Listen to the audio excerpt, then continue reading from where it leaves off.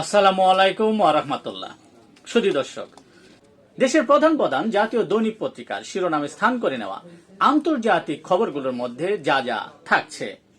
ভারতের পণ্যে 24 ঘন্টার মধ্যে শুল্ক বাড়ানোর ঘোষণা মার্কিন প্রেসিডেন্ট ডোনাল্ড ট্রাম্পের। দিল্লির পাশে থাকার ঘোষণা মস্কোর। ওষুধের উপরও শুল্ক আরোপ যুক্তরাষ্ট্রের। লাইনচ্যুত হয়েছে মার্কিন প্রেসিডেন্ট ডোনাল্ড ট্রাম্প ও রাশিয়ার প্রধানমন্ত্রী ভ্লাদিমির পুতিনের সম্পর্ক।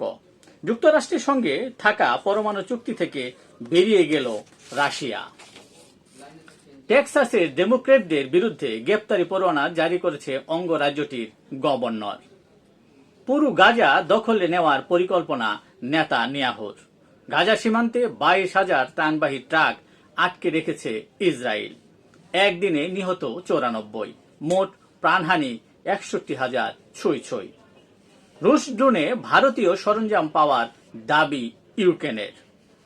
ভারতের উত্তরখণ্ডে আকস্মিক বন্যা ও ভূমিধসে 4 জনের মৃত্যু, নিখোঁজ অন্তত অর্ধশত। উড়ন্ত ট্যাক্সি পরিষেবা চালু করল দুবাই। এই ছিল দেশের প্রধান প্রধান দৈনিক পত্রিকার শিরোনামে স্থান করে নেওয়া গুরুত্বপূর্ণ খবর, যা নিয়ে এতক্ষণ আপনাদের মাঝে উপস্থিত ছিলাম। আশা করি আপনাদের ভালোই লেগেছে। আজকের মতো এখানেই, আবারও দেখা হবে আগামীকাল ঠিক একইভাবে। সে পর্যন্ত অবশ্যই ভালো থাকবেন, সুস্থ থাকবেন। আসসালামু আলাইকুম ওয়া রাহমাতুল্লাহ।